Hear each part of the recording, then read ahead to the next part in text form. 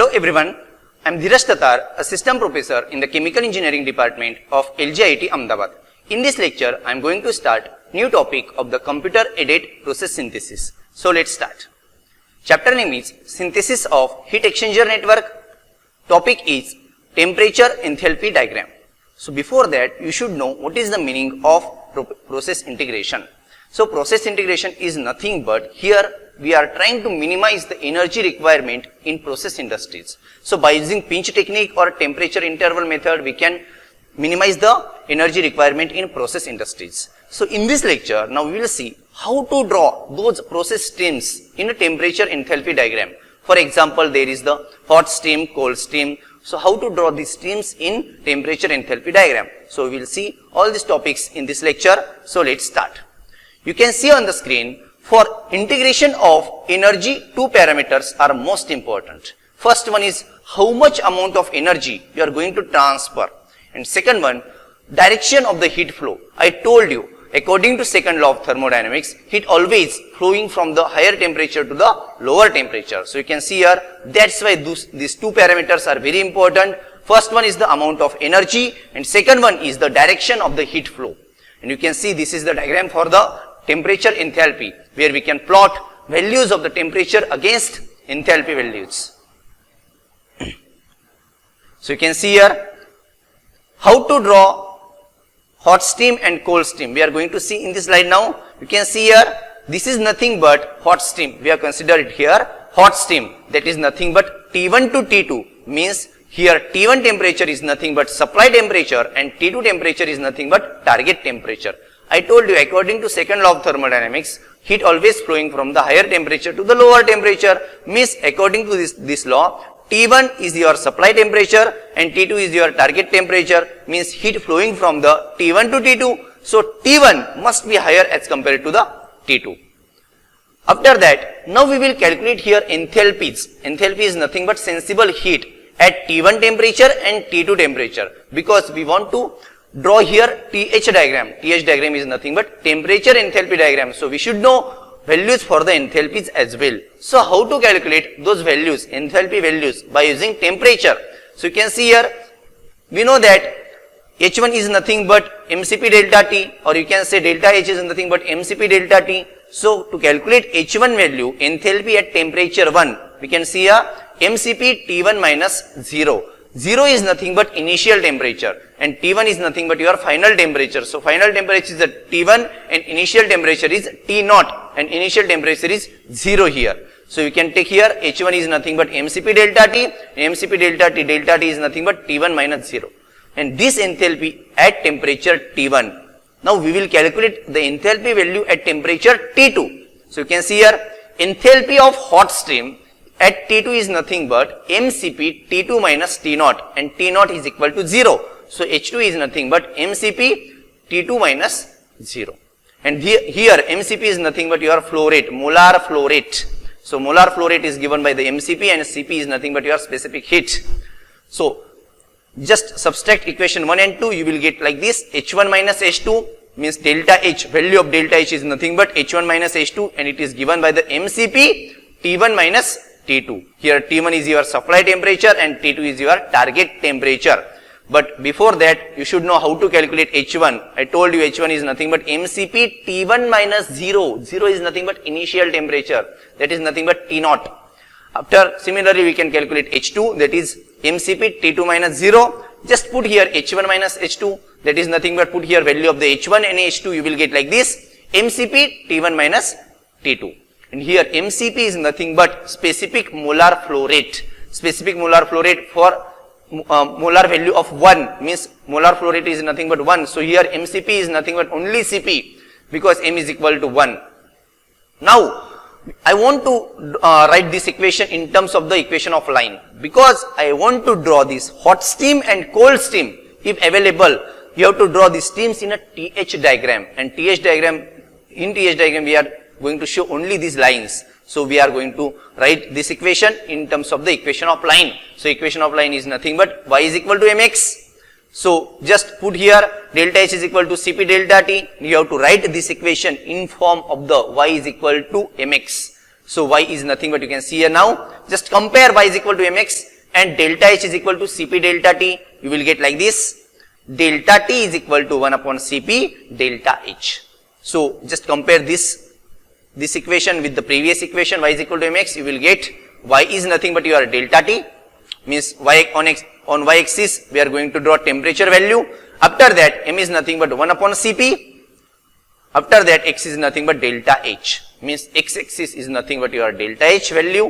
After the delta t is nothing but your y axis, and slope, that is the m, is nothing but 1 upon Cp.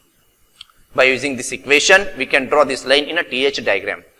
So you can see here slope is nothing but 1 upon Cp. Now we will see some important properties related to the TH diagram.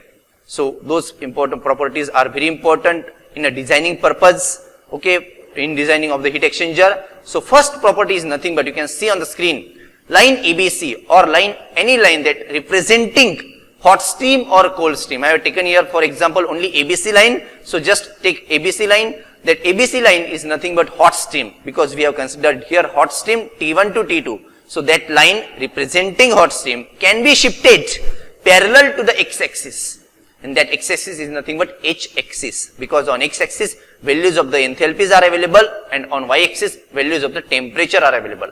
So that line is parallel to the h-axis, keeping the slope undamaged, means slope remains same 1 upon Cp, value of the slope is nothing but 1 upon Cp, that value remains same throughout the system. Next point, line ABC or line, any line that representing hot steam or cold steam, that line should be within the temperature, that is nothing but supply temperature and target temperature, means value of the delta T, and delta T value is nothing but this is the difference between the supply temperature and target temperature, means that line for the hot steam and cold steam should be lies within the supply temperature and target temperature. After that, now how to shift these lines? During shifting the line which represents hot steam or cold steam, for example ABC line, slope is not changing, means value of the 1 upon Cp not changing throughout the system. Because of this, so the mass transfer, mass flow rate or the mass flow rate remains same, because you can see here 1 upon Cp is nothing but slope and y is equal to 1 upon Cp. If flow rate is not changing during the shifting of the line that represent cold steam and hot steam, slope is not changing, means slope is nothing but 1 upon Cp, and Cp is nothing but your specific heat. If specific heat is not changing, then you can see mass flow rate, means specific flow rate, that is nothing but mCp also not changing, because that is nothing but m is nothing but 1 and Cp is nothing but specific heat, and this Cp value is not changing because slope remains same and slope is nothing but 1 upon Cp. So slope is same, that's why Cp is also same, and then I can say mass flow rate also same throughout the system.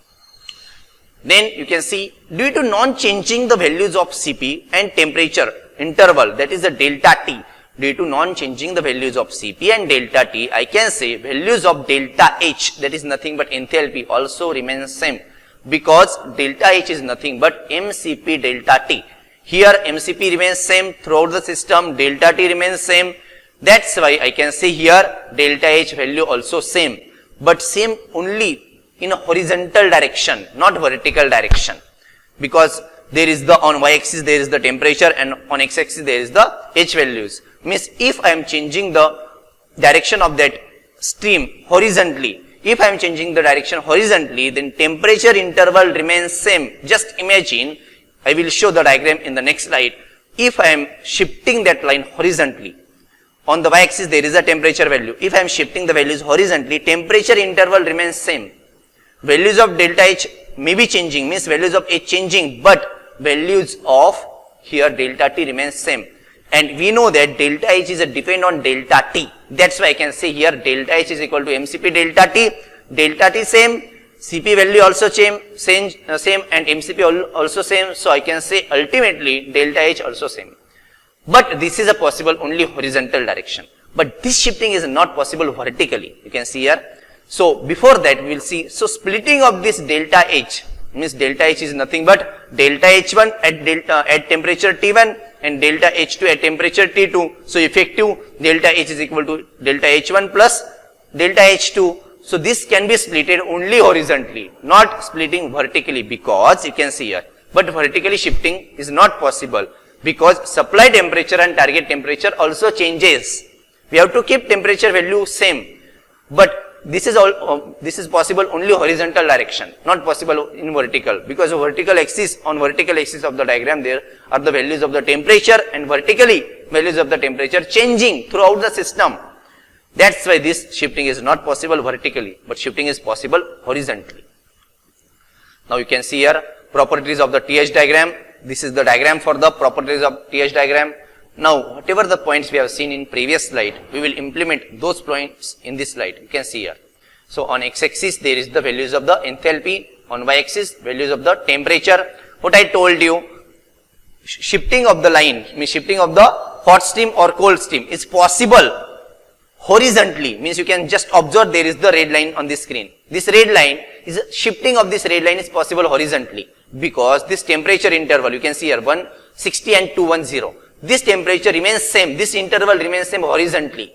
That's why I can say this shifting is possible horizontally, means red line can be shifted horizontally.